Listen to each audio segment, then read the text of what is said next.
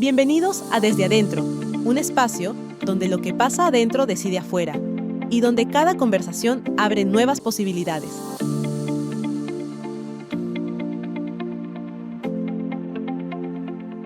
A las 7:18 de la mañana, el proyecto que debería demostrar que una empresa estaba lista para el futuro salió finalmente al aire. Era un nuevo canal digital. Habían sido 8 meses de trabajo, tecnología, precios, logística, comunicación y una nueva forma de vender.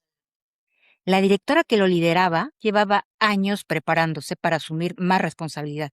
Conocía el negocio, había formado un equipo y reportaba directamente al vicepresidente comercial, que era justamente quien lo venía impulsando para crecer. A las 7:46, menos de media hora después del lanzamiento, el vicepresidente comercial llamó directamente a la agencia y le pidió cambiar el precio principal, el mensaje de la campaña y 2 promociones. No avisó a la directora del proyecto, tampoco al resto del equipo. Su explicación fue sencilla: si yo no me meto, esto no sale. Y entonces, a las 9:10 había 2 versiones de la campaña circulando. A las 10:30, un cliente recibió 2 precios distintos. Al mediodía, el equipo ya no sabía a quién obedecer. Y antes de terminar el día, el proyecto que debería simbolizar la transformación de la empresa se había convertido en una demostración de una clara realidad. Nadie podía transformarse sin volver a pasar por la misma persona. ¿Qué siguió entonces? Después de 3 meses, aquella directora obviamente presentó su renuncia. Y era un hecho, no se fue por una mejor oferta ni porque no creyera en la empresa, pues en la conversación de la entrevista de salida dijo una frase que dejó a todos en silencio. Aquí me pidieron que transformara el negocio, pero solo mientras mi crecimiento no se notara demasiado. El vicepresidente comercial quedó genuinamente sorprendido. Durante años había dicho que quería desarrollar a su equipo, formar a quien un día ocupara su lugar y construir un área que no dependiera solo de él. Y probablemente lo decía de verdad.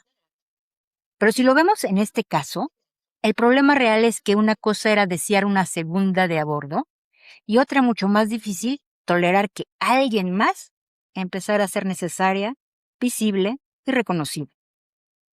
Entonces, aquí la pregunta sería: ¿qué pierde una organización cuando dice que quiere desarrollar nuevos líderes, pero el ego de quienes hoy tienen el poder no tolera que otros crezcan de verdad?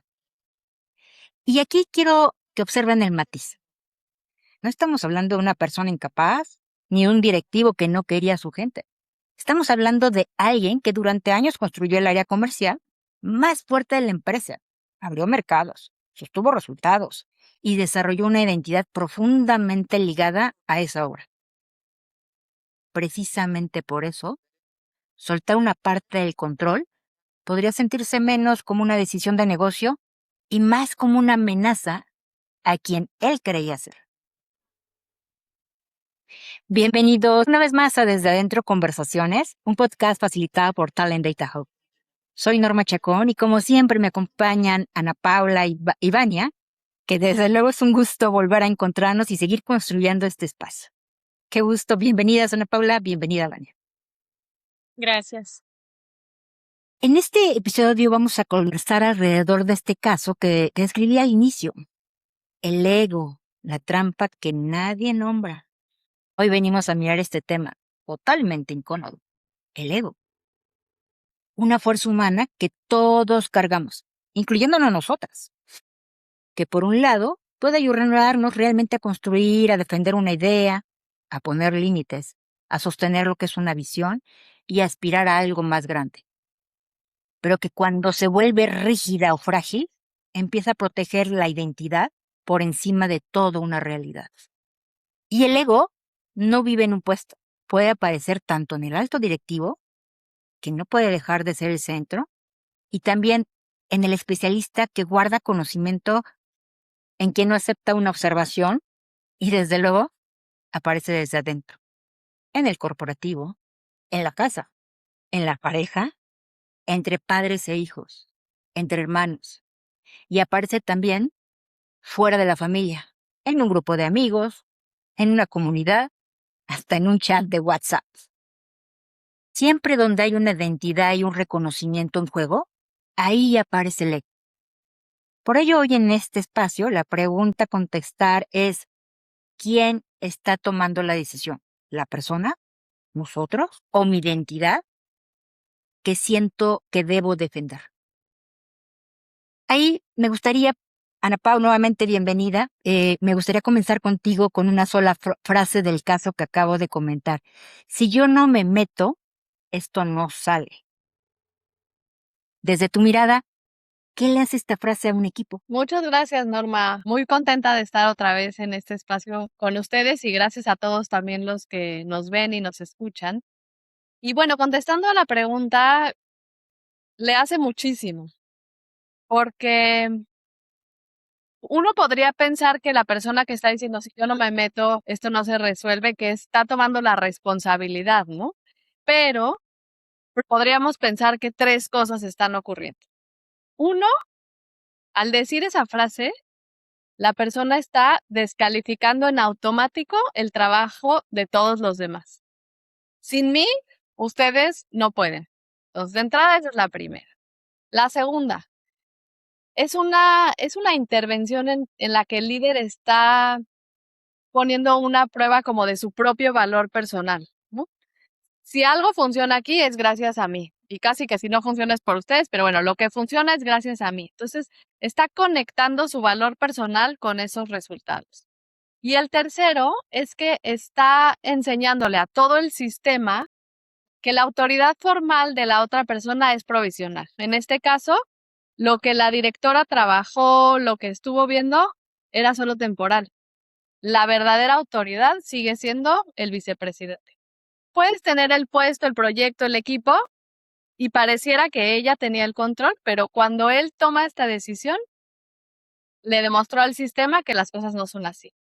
Entonces, a partir de ahí, claramente la gente deja de preguntarse qué es lo que está buscando el cliente, qué es lo que le conviene más al negocio. Más bien la pregunta que todos están haciendo es, ¿qué querría este vicepresidente? ¿Y cómo podemos satisfacer al vicepresidente y sus ideas? Y entonces, pues eso reorganiza toda la coordinación y ya no se está trabajando hacia un resultado, sino que se está trabajando hacia anticiparse a lo que el verdadero jefe, en este caso, quiere o está buscando. Y entonces es este ego protector. De cierta forma dice que quiere proteger los resultados, pero pues es justamente borrar la autoridad de todos los demás y que todo el mundo sean ejecutores de su voluntad y no de lo que es mejor para el negocio. ¿Tú qué piensas, Varia? ¿Qué crees que está protegiendo el vicepresidente por dentro? Hola, qué gusto estar con ustedes nuevamente. Gracias. Pues yo creo que probablemente está protegiendo mucho más de eso que aparenta, ¿no? Mucho más de los resultados, mucho más de que un precio, una campaña, está protegiendo una identidad que ha creado allí. Y normalmente suele pasar esto cuando una persona ya tiene mucho tiempo en un puesto, en un lugar, que ha tenido resultados, que ha creado cosas. Ese trabajo pasa de ser un trabajo a ser ahora parte de lo que lo representa, de lo que lo identifica. Termina siendo, se vuelve parte de quién es.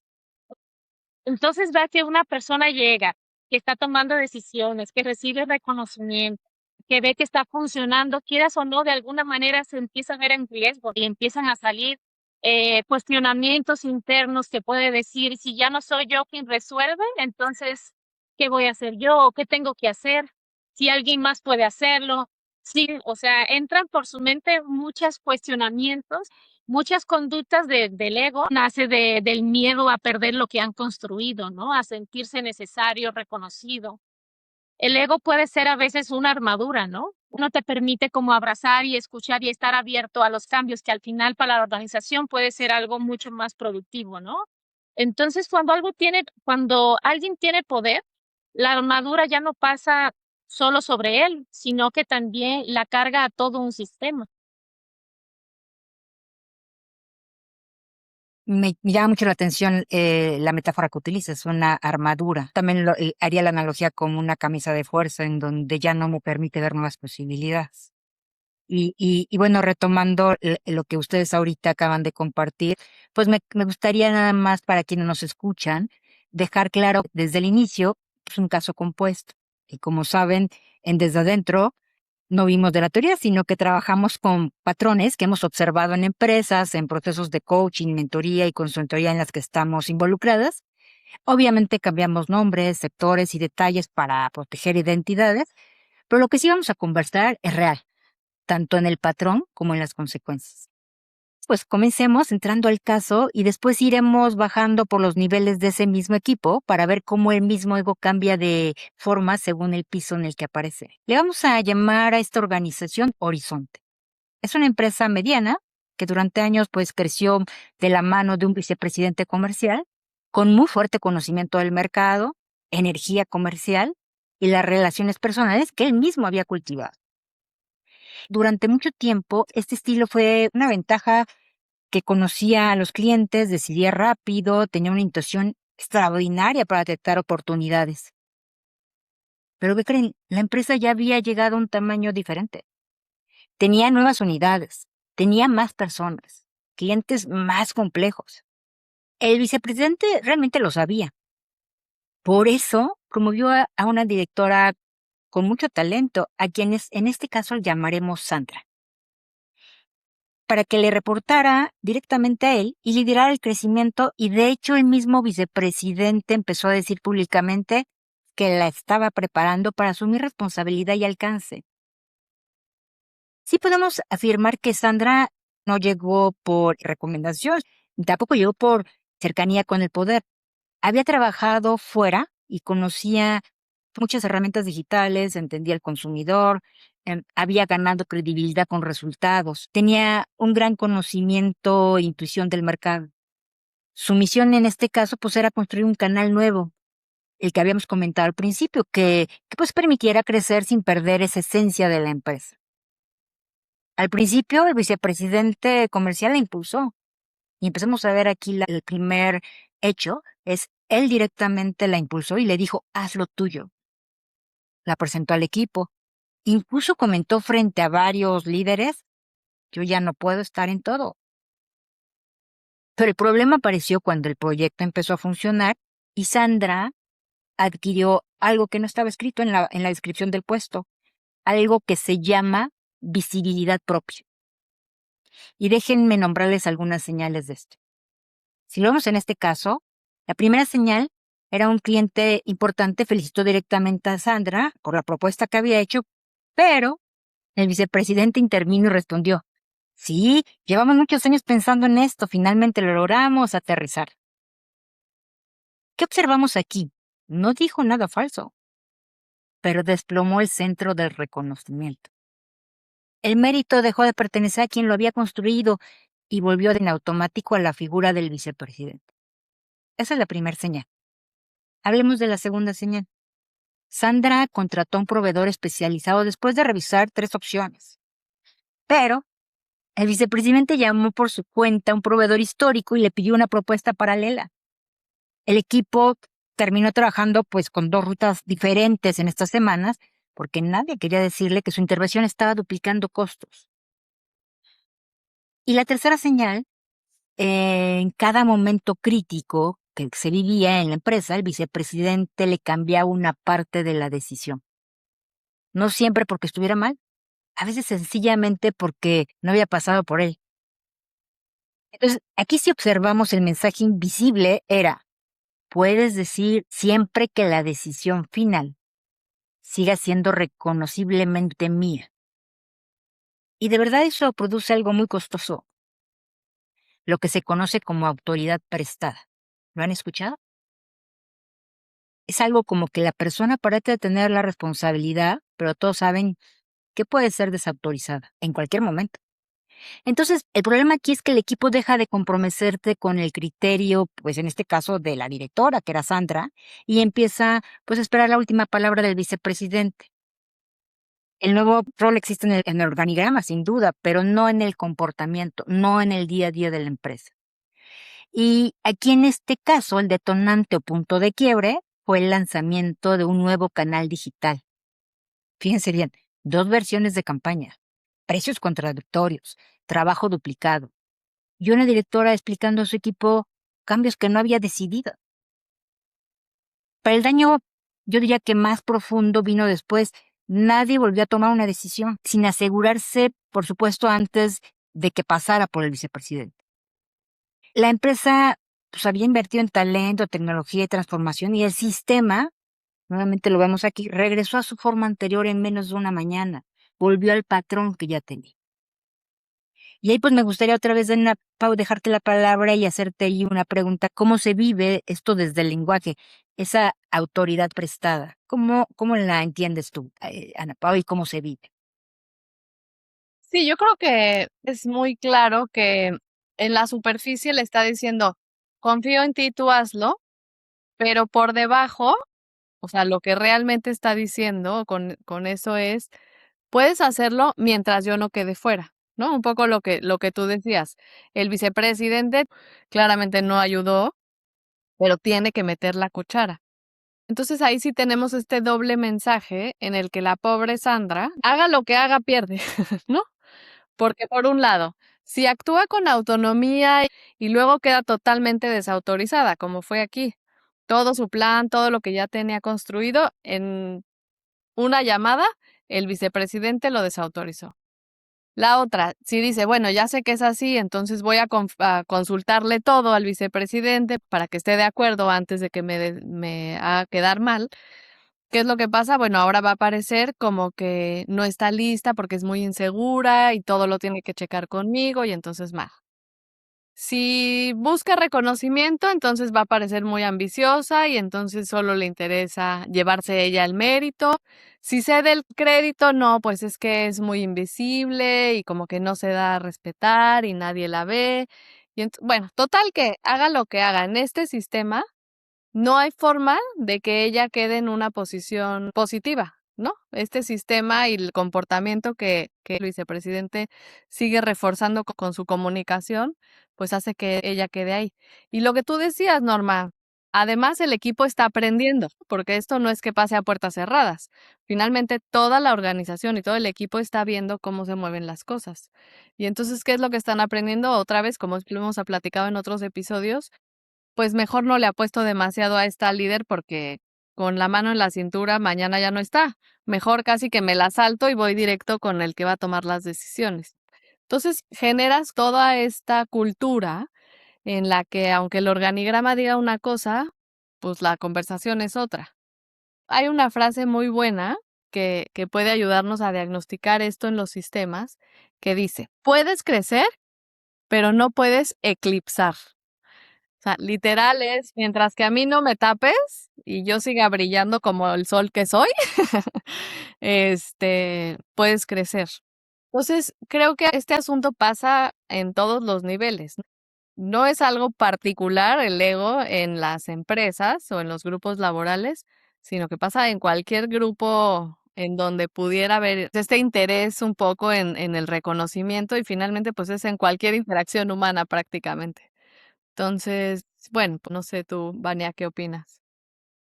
Pues yo creo como aquí puede activar el ego de la otra parte también, en este caso de Sandra, porque como dices, de cierta forma se empieza a salir de control y empieza a haber una competencia. Y me parece importante mencionarlo porque podemos creer que no se trata de una competencia entre el ego bueno y el malo y quién es el personaje, el positivo y quién es el negativo. Contamos la historia y podemos pensar que es fácil, pero en realidad cuando las personas se sienten amenazadas, pues entran muchas cosas en juego, ¿no? Para nosotros como personas, mantener el centro en ese tipo de situaciones cuando nos vemos amenazados de alguna manera, ¿no? También Sandra podía sentir la necesidad de demostrar su valía, su capacidad. Y cuando dos entidades entran en juego, una defendiendo lo que construyó porque ya tiene tiempo, ya tiene resultados, y la otra está defendiendo su derecho a transformar, el proyecto deja de ser el centro, ¿verdad? Se convierte en una batalla silenciosa de reconocimiento.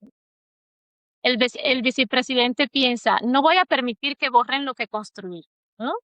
Y Sandra piensa, no voy a permitir que nunca me dejen crecer. También detrás de esas palabras también hay historias. ¿no? El por qué la persona tiene esa conducta en ese momento, que está defendiendo más allá de un puesto. Las dos frases tienen una parte legítima y el problema aparece cuando cada persona escucha la propuesta de la otra como una amenaza a su existencia, ¿no? A su cooperación en el mismo sistema. El mecanismo del ego es el mismo, solo cambia cuánto duele, ¿no? Por eso trabajar el ego significa ayudarla a distinguir cuál es la parte de la reacción que corresponde al presente y qué parte está defendiendo de una historia, una herida o de una identidad, como mencionábamos, ¿no? Que son estas cosas que están ahí detrás, que al final se hacen presente de una manera como que no se ven, pero sí están, ¿no? Sí, fíjate que ahí me gusta cómo lo abordan, Ana Paula, desde el impacto en esa comunicación, tú, Vania, en la parte nuevamente del ser, y creo que si lo pudiéramos pues fragmentar, yo lo llevaría a considerar 5 tipos de costos. El primero es el costo directo, trabajo duplicado, proveedores paralelos, errores de precio y desgaste con cliente. Ese es uno. El segundo, costo de velocidad, porque hay tiempos muertos, porque toda decisión se volvió a subir al vicepresidente. Otro tercer costo es el costo de talentos. Sandra renunció y 2 personas de su equipo salieron después. Y es uno de los problemas en las organizaciones en el día de hoy que quieren profesionalizar, traen un mejor talento y el mismo sistema se encarga de expulsarlo a pesar de ser un muy buen talento. Entonces, definitivamente hay un costo de talento desde la búsqueda, desde su tiempo de incorporación, etcétera. El cuarto costo es el de desarrollo, porque el resto de los líderes aprendió que recibir responsabilidad pues, no significa recibir autoridad. Eso es muy fácil porque también no me compromete. Y el último, que es el quinto, que es bastante delicado, pues es el costo reputacional interno. Lo comentaba hace rato Ana Paula, la empresa empieza a observar esas señales, ¿no? La empresa decía que quería transformarse, pero sus mejores personas veían que la transformación pues tenía techo. Una cosa es lo que decía la empresa y otra cosa es lo que pasaba en el piso. Y lo más irónico es que, si recuerdan, cuando Sandra se fue, el vicepresidente concluyó: la gente nueva no aguanta. Y aquí observamos que desde su lectura, la salida confirmaba que él sigue siendo indispensable. Es decir, volvemos al tema del ego. El ego produjo el resultado, pero después usó como evidencia para sostenerse. Sin duda, era un círculo perfecto. Controlo, pero creo que nadie está listo. Como controlo, nadie termina de estar listo. Y como nadie está listo, confirmo que debo de seguir controlando. Ahí está un círculo vicioso, ¿no? Y aquí lo interesante en la empresa Horizonte, pues basta bajar un piso del propio equipo comercial del vicepresidente, sin salirnos a otra empresa en donde estamos viendo patrones. Había alguien del equipo que en este caso pues le decidimos llamar Marco, quien conocía también muy bien a los clientes. Recordaba pues, cada negociación, resolvía en una llamada, lo que a otros les tomaba días. No tenía agente a cargo, era un contribuidor individual, pero toda la información crítica de una cartera importante vivía en su cabeza y en sus archivos personales que nadie más entendía.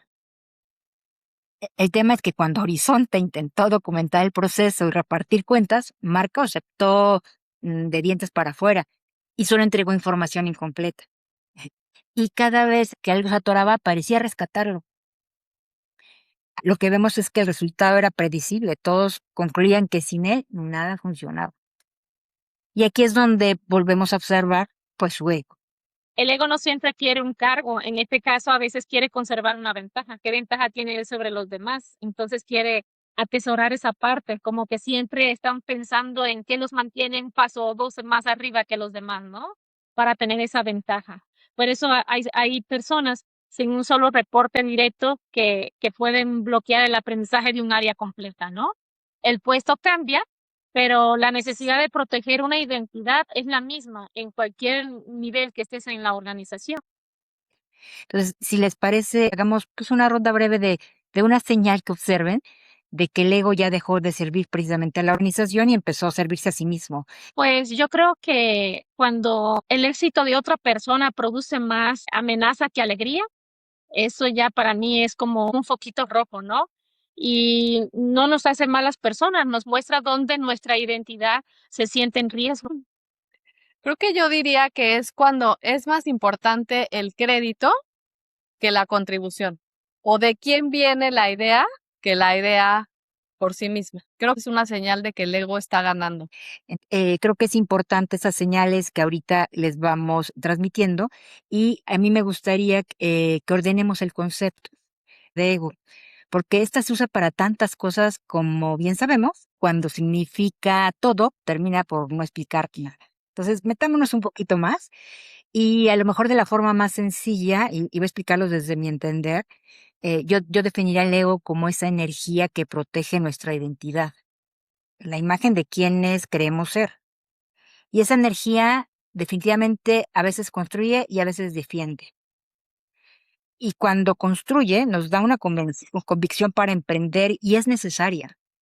Hay un orgullo, el valor para poner también límites, pero por otro lado, cuando solo defiende, empieza a pedir que la realidad confirme una imagen. Entonces empieza a ser ya mi imagen que quiero que vean, que puede ser realmente una careta. Entonces, lo que te ayuda a llegar a la silla, no siempre te ayuda a dirigir bien desde la silla. Y ahí, Ana Pau, ¿cómo la escuchas tú? Creo que queda muy claro de juzgar la idea y no a la persona, ¿no? Esto que se oye mucho de no es personal, porque cuando tú logras separar tu trabajo de tu identidad, entonces puedes ser como mucho más vulnerable y mucho más abierto a aprender y a escuchar. Una persona con una identidad sana puede decir, a ver, esta es mi recomendación, estas son mis razones, pero quiero escuchar qué me hace falta o qué no he visto. Entonces, ahí está mostrando una posición clara, con convicción, pero también abre esta puerta en donde no está renunciando a su criterio, sino que pone un poco a prueba, bueno, puede ser que haya algo que yo no estoy viendo. ¿Qué pasaría con esta frase cuando el ego está en control? Cuando no es una identidad sana. Pues es cuando llega, esto es lo que hay que hacer, y si alguien dice, oye, pero es que no entiendes el negocio, o descalifica un poco a la persona, ¿no? Es porque no lo entiendes, o esta persona siempre quiere ver lo negativo, o solo ve los riesgos. Y entonces ahí creo que retomando un poco la idea que tú mencionabas, Norma, esta frase de el ego bien gestionado te da voz, el ego mal gestionado te quita el oído. Nos impide escuchar y nos impide abrir nuestra mente a lo que no estamos viendo, justamente por este miedo que hemos estado platicando de proteger lo que somos. En el caso de Marco, nuestro personaje aquí, pues él lo muestra muy bien, ¿eh? Pues no comparte la información y entonces se mantiene claramente con este lenguaje de que necesario y es el héroe que salva a todos porque todos los demás son incompetentes. Pues muchas veces en las que se ve cómo está saliendo el ego, ¿no? Incluso en nosotras ahí en alguna conversación, pues que alguien estamos preparando más una defensa, eh, pues que realmente escucharnos, ¿no? Todo mundo es humano y todos caemos. Creo que lo importante es darnos cuenta. ¿Tú qué dices, Vania? Pues el ego lo veo como un narrador interno, ¿no? Ese narrador interno que tenemos allí que intenta proteger y darle continuidad a nuestra historia, porque somos personas llenas de muchas historias y también de muchas inseguridades, ¿verdad? Muchas de esas historias es yo soy el que sabe, yo soy el que resuelve, yo soy el fuerte. El problema no es esa historia, es cuando confundimos toda nuestra identidad con esa historia. Y hay una frase que me gusta mucho, que es muy simple, pero dice, notar, no obedecer. Y creo que aquí, ahí está la necesidad de tener razón. Entonces, el estar presente nos ayuda a tener esa facilidad para poder identificar. En el momento en que lo noto, tengo la posibilidad de elegir y de escoger qué hacer con ese pensamiento.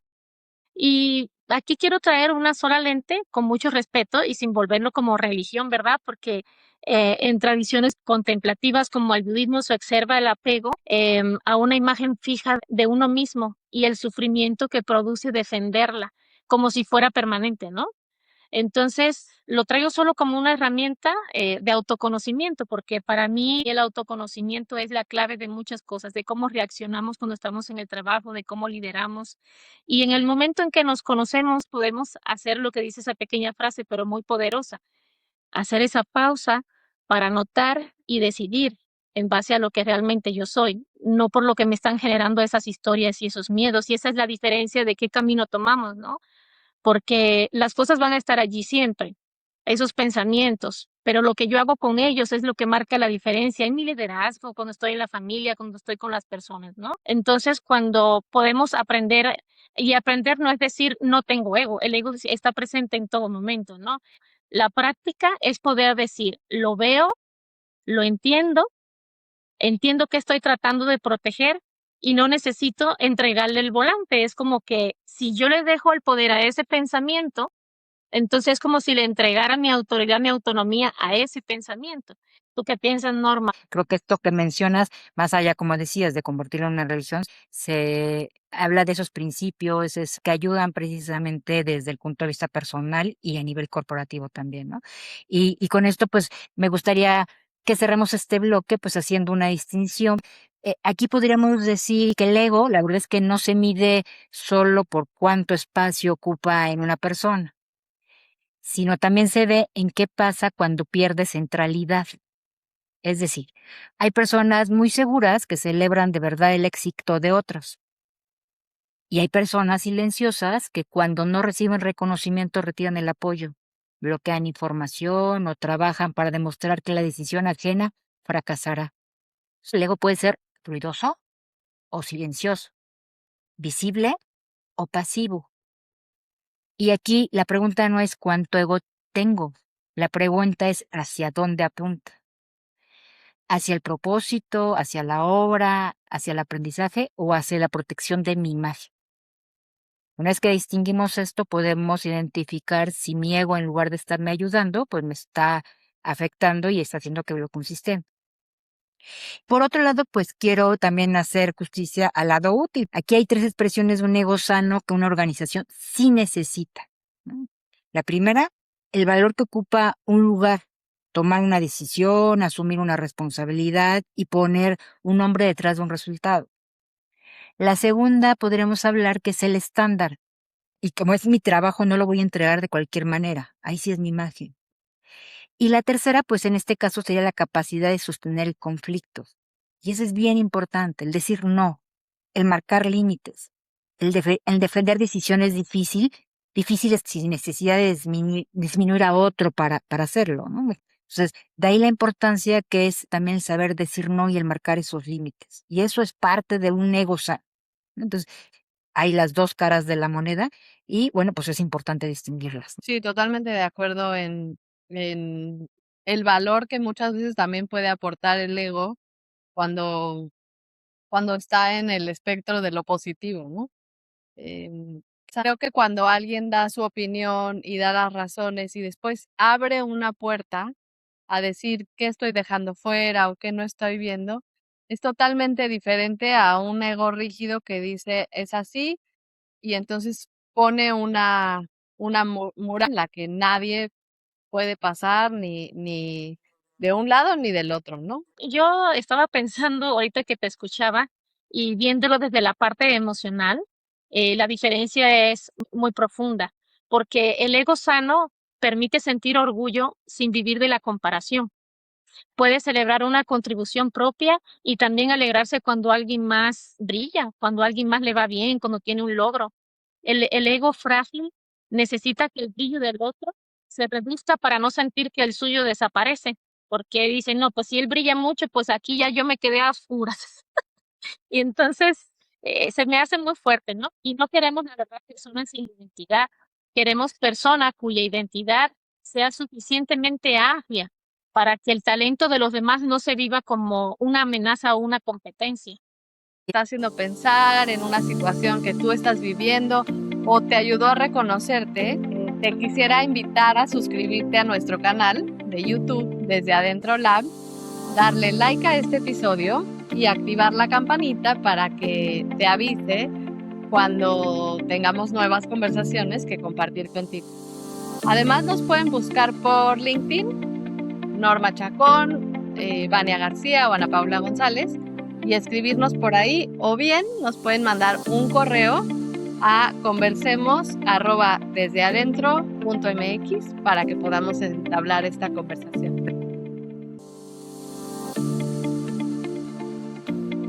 Les voy a proponer un poquito el cambio de jugada. Ya hemos hablado ahorita de nuestras opiniones también personales, de algunos conceptos desde el punto de vista inclusive teóricos, pero me gustaría proponerles llevarlo a una parte más práctica y que les parece también un poco divertida, que de hecho no está para saberlo, pero cuando empezamos a planear el siguiente episodio, nos reunimos en una charla de café, nos reímos y a partir de ahí empezamos a visualizar experiencias que hemos tenido y las traducimos a un caso de negocio para poderles mostrar ciertos patrones o ciertas señales. Entonces, en función de eso, pues decidimos con una forma divertida y visual, pues mostrar esos 5 disfraces de Lego que nos pueden ayudar a observar mejor. Bueno, pues lo divertido de esto es que caben dentro del mismo caso que estamos comentando en esta empresa llamada Horizonte. Entonces, si les parece, los presentamos y luego los cruzamos con la historia. Entonces voy a empezar. El primero que pusimos, el primer disfraz, imagínense el Lego vestido de héroe. Entonces, el Lego disfrazado de héroe dice, sin mí, esto se cae. Es el vicepresidente en este caso interviniendo en cada detalle del lanzamiento y este también es Marco rescatando cada cuenta. Cuando el equipo empieza a funcionar mejor sin su intervención, la pregunta es, ¿sientes alivio o amenaza? Habría que preguntarle a este disfraz del Lego que siente. El segundo que podría decir aquí es el Lego del legado. Es decir, si cambia demasiado, deja de ser mío. Entonces, si recordarán el vicepresidente, pues construyó un área comercial, pero el problema aquí fue que confundió preservar esa esencia con conservar cada práctica. El canal podía modernizarse, sin duda. Pero siempre que no cuestionara el modelo en el que había construido su identidad. El tercer disfraz es el ego del experto, el de yo soy quien sabe, sin importar el puesto, como en el caso de Horizonte, es el papel que juega Marco, en donde él es el que se conoce la cuenta, conoce los clientes y la información la comparte a medias para mantener esta identidad y este disfraz un poco del experto. Entonces, él sabe, o sea, su racional es, entre más información tengan los demás, yo dejo de ser el experto y entonces, ¿quién soy? ¿No? Ya no soy especial. ¿Y qué pasa? Pues el costo para la organización de esto es gigante. Lo que tú mencionabas, Norma, pareciera que debería ser reconocido porque es nuestro experto. Sin embargo, esto es un riesgo de continuidad terrible. ¿Qué pasa si Marco se va y se lleva toda la información? Nadie más puede resolver. Y el cuarto es el ego del crédito. La idea vale más si se reconoce que fue mía, ¿no? Lo importante es que esta idea buena esté directamente conectada conmigo. Y es lo que pasó cuando por ahí que nos platicaba en la historia Norma, que el cliente felicita a Sandra y en el momento el vicepresidente sale a reencaminar ese crédito, a decir, sí, lo llevamos trabajando años y esa iniciativa era mía desde antes. Y entonces ese crédito se mueve por completo a regresar al vicepresidente. Y entonces, aunque haya cosas que se construyen en equipo, pues tiene que regresar a él.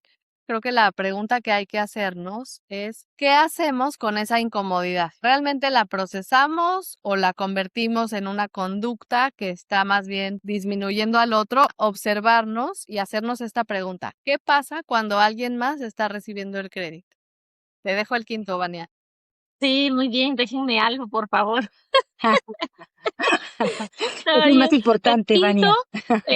el quinto, pues es algo que vemos muy seguido y en todas partes me llamó mucho la atención, es el ego herido o el de la víctima, ¿no?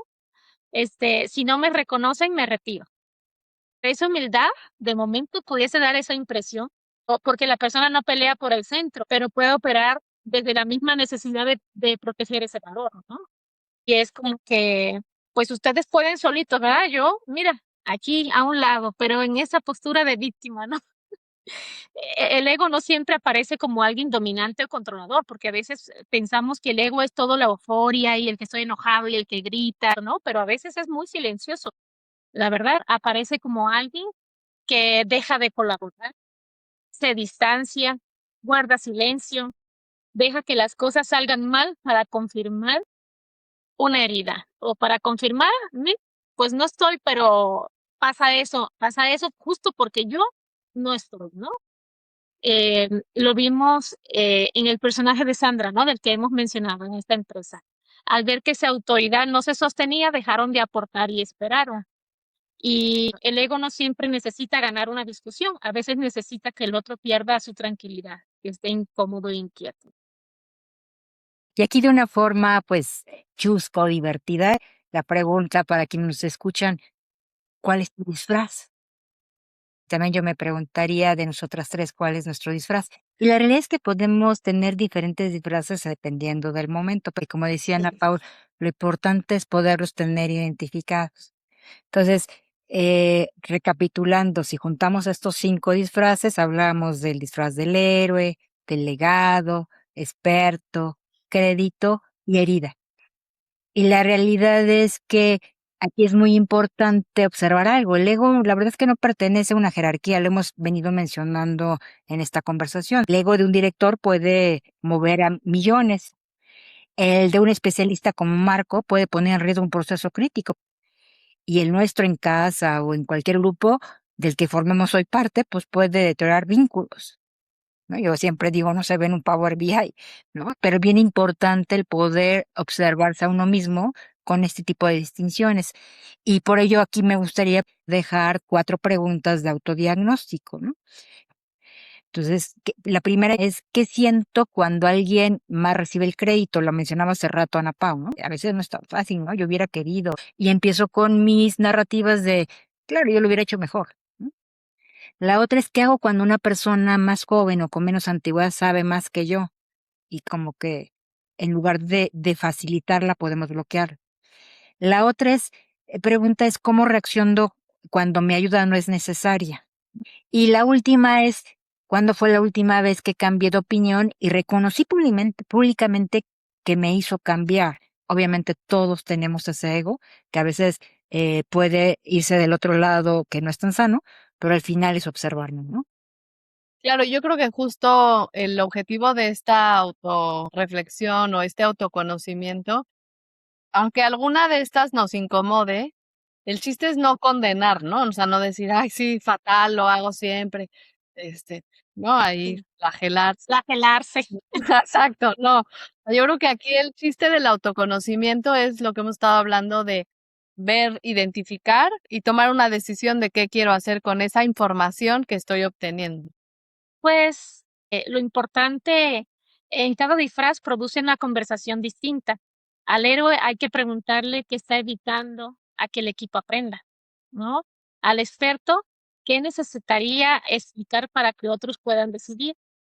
Al que busca crédito, qué reconocimiento legítimo está faltando y cómo separar eso del avance del proyecto, ¿no? Al que protege el Sí. legado, qué parte del pasado sí conviene preservar, perdón, y cuál ya está limitado.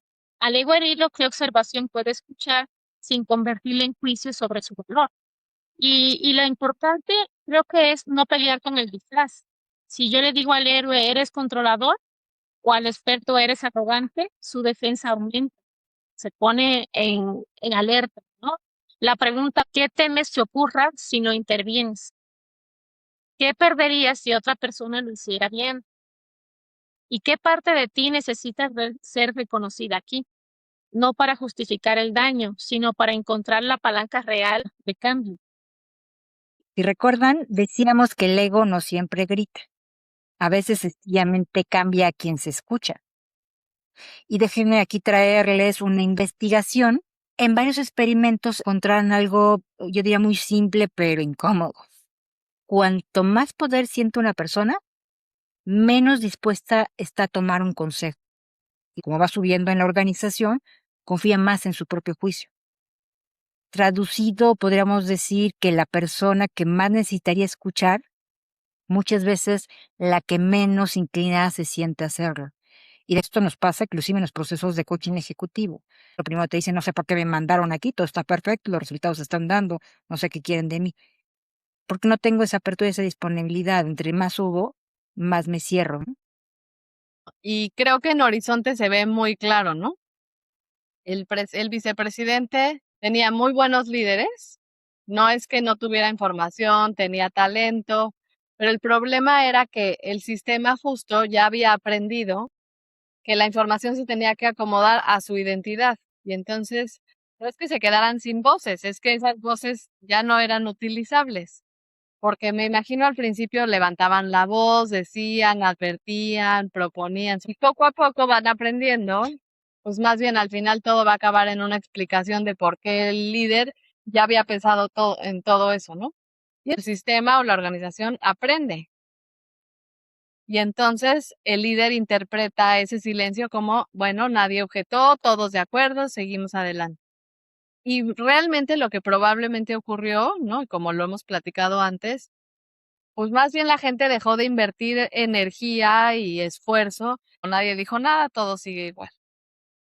Entonces ahí sí creo que a veces decimos, no, pues yo lo consulté a todos, ¿no? No, la pregunta no es, o el indicador no es a cuánta gente consultaste, sino cuánto cambió tu lectura o tu opinión o tu decisión a raíz de escucharlos. Sí, creo que para alguien que está en el poder, escuchar una objeción o una opinión diferente, em, sin castigarla o sea, aunque sea una opinión que sea diferente a lo que piensa, sin tener algo, un castigo o el decir, no, eso pues no viene aquí, yo ya dije esto, le da una seguridad interna enorme. Y siento que viene desde la parte de la humildad y del conocimiento a ver, estoy abierto a que también pueden existir otras posibilidades que puede ser mejor a la que yo estoy ofreciendo. O hasta podemos encontrar en dónde se juntan estas dos posibilidades y crear otra cosa mucho más poderosa de lo que pudiese ser diciendo por qué esto es así, ¿no? Por eso los contrapesos no son solamente arquitectura, también son una práctica emocional y es algo que vamos haciendo día con día, es un reto diario, es una manera de vivir, es una decisión que tomamos en cada momento de nuestra vida, en todo lo que hacemos de diario, ¿no? Y tolerar que alguien vea un límite que yo no veo y que eso no me haga menos, eso es súper poderoso en una persona. Eso me dice a mí muchísimo de un líder, ¿no? Y como siempre, pues nos interesa ir cerrando este episodio y dejando pues herramientas aplicables que se puedan llevar de una forma pues muy práctica y simple. La primera sería el premortem, es decir, antes de una decisión importante, primero imagínate qué pasó un año y si el proyecto fracasó y pregúntate qué salió mal. La otra es una persona o equipo de contraste, es decir, con la responsabilidad rotativa de construir el mejor argumento contra la opción preferida. Es decir, tienes contrapeso que ayuda también a cuestionar y a tener la parte del pensamiento crítico. La otra, yo dejaría la tercera como la parte de la bitácora de decisiones. Registra qué se decidió, qué supuestos lo sostienen, qué evidencia lo cambiaría y quién puede revisarlo. Es decir, donde empiezas a poner esos límites y esas decisiones claras. La cuarta sería como una auditoría de crédito, es decir, al cerrar un proyecto, preguntar quién construyó, quién conectó, quién evitó un riesgo y quién hizo visible el trabajo. Esto reduce obviamente la concentración automática, pero da reconocimiento a cada uno de los equipos en su alcance, en su intervención y permite también que el equipo esté involucrado. ¿Qué te quedarías como temas prácticos? Sí, mira, yo creo que quisiera proponer un protocolo muy breve para las decisiones realmente importantes y que se toma en 6 minutos. Minuto 1. Quien sea la persona que está impulsando una decisión, debería de declarar o explicar qué espera que pase y por qué es importante. En el minuto 2, debería responder qué evidencia le haría cambiar de opinión y si la respuesta es ninguna, entonces pues no está tomando una decisión, está defendiendo una identidad, ¿no? O sea, pues llevamos minuto 1, minuto 2. Ahora, en minutos 3 y 4, 2 personas deberían presentar el mejor argumento en contra de esa propuesta. Y lo que es muy importante y más difícil es que el promotor o la persona que está proponiendo esta idea no puede interrumpir. Eso es lo difícil, como ya sabemos. Entonces ahí llevamos minuto 1, 2, 3, 4 y minuto 5 hay que separar hechos, supuestos y preferencias. Es bien fácil caer en la trampa de tomar las preferencias, las opiniones, las suposiciones, todo como hechos. Pues hay que hacer esa diferencia. Y en el minuto 6, que es el último, se fija una condición de revisión. Es decir, vamos a avanzar si pasa a B. Si X no se cumple para tal fecha, entonces nos movemos para acá. Y así ya con estos 6 minutos hicimos como este desglose de la decisión o la idea importante que estamos tomando. Yo agregaría un pequeño paso, como ahí al final, que creo que es algo pequeño, pero es algo muy poderoso, que quien promueve la decisión nombre, o sea, se dé un espacio para reflexionar sobre sí mismo y se pregunte qué podría perder si cambia de opinión. Reconocimiento, control, sensación de certeza, imagen frente al equipo. No tiene que confesarlo ni decírselo a nadie, es un trabajo interno, pero sí reconocerlo por dentro, porque en cuanto reconocemos estas historias y estos pensamientos de los cuales hemos estado hablando, pierde el control ese pensamiento. Y ahí es cuando nosotros nos hacemos, dirigimos nuestro propio volante, direccionamos todo, ¿no? Cuando nosotros reconocemos las cosas. A mí se me hace muy poderoso ese ejercicio. Ok, pues vamos a resumir. La verdad es que yo me quedo que este capítulo da para mucho. Tocamos, yo creo que una parte, yo diría pequeñita, aunque el episodio se vea largo, la realidad es que da para más episodios y bueno, más adelante probablemente tendremos la oportunidad de volver a tocarlo. Pero empezando a resumir, pues sí quisiera decir, el ego no es un enemigo que debamos eliminar. Entonces, con ello, si lo resumimos prácticamente en 3 ideas que podrían quedarse de este episodio, la primera es que el ego existe en todos los niveles y en todos los espacios. El poder no lo crea, pero amplifica su impacto. En la alta dirección, en el especialista sin equipo, en la empresa, en la casa, en la pareja, en la familia, en los grupos y en las comunidades. Y hablábamos al principio que hasta en el WhatsApp. La segunda, pues una organización paga el ego en decisiones, talento, desarrollo, líderes, aprendizaje y velocidad. Y que también pues valdría la pena empezar a ver los números para ver qué costo está teniendo para la empresa. Es decir, no aparece con ese nombre en un estado de resultados, pero sí en el trabajo que muchas veces vemos que está duplicado, en donde vemos que hay rotación, como el caso que vimos de Sandra, en dependencia de proyectos, como en el caso de Marco, y personas que dejan, pues en este caso, de aportar. Y la tercera, pues me quedaría con la que creo que siempre hemos hablado en esta temporada, estos episodios, es la humildad no es una debilidad. La verdad es que es una forma precisa de fuerza. Darnos identidad, ambición, energía para construir y en este caso reconocer a otros, así como lo que veíamos, admitir límites, también cambiar de opinión cuando la evidencia pues lo pide, y también decir en este caso que no. Entonces, creo que son grandes aprendizajes, es apenas la puntita del iceberg, tenemos más para conversar. Y aquí nos vamos a quedar y pues como siempre me gustaría saber en este caso cómo cierras, Ana Pau, en tu intervención y con qué aprendizaje. Creo que quisiera recalcar que el legado de un líder no se prueba por cuánto depende la empresa de él o de ella, sino al revés, cuánto crecimiento puede tener esa organización sin que la persona tenga que intervenir en cada decisión, ¿no? Es totalmente al revés de como a veces podemos creer por dejarnos llevar por el ego. Creo que lo importante es observar, concentra el crédito y distribuye el silencio. Y en cambio la humildad, como siendo el otro extremo, distribuye el crédito y recupera las voces.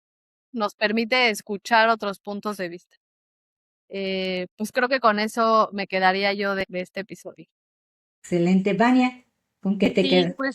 pues para mí ha sido un tema, me encanta este tema, ¿no? Y creo que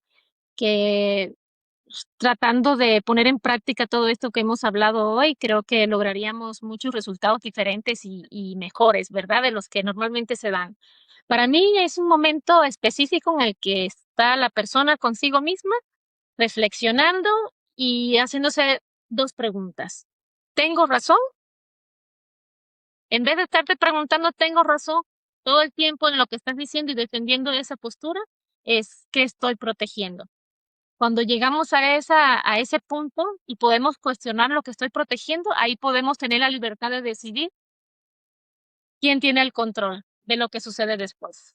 ¿Esa idea o yo tomo el control de mi volante? Entonces, creo que esta respuesta puede abrir una libertad enorme en la manera de decidir y de llevar cada día, sacarlo adelante. Ok, pues creo que esos son algunos de los muchos aprendizajes, porque como comentaba, esto da para más. Pero pues queremos ir cerrando y dejarles una pregunta resonando a quien nos escucha. En tu próxima decisión importante, ¿qué te dolería más? ¿Que tu idea fuera descartada o que el negocio se equivocara por no descartar la tienda? Ana Paula, Vania, como siempre, muchas gracias. De verdad disfruto y aprendo mucho de ustedes al mirar estos temas con las 3 perspectivas.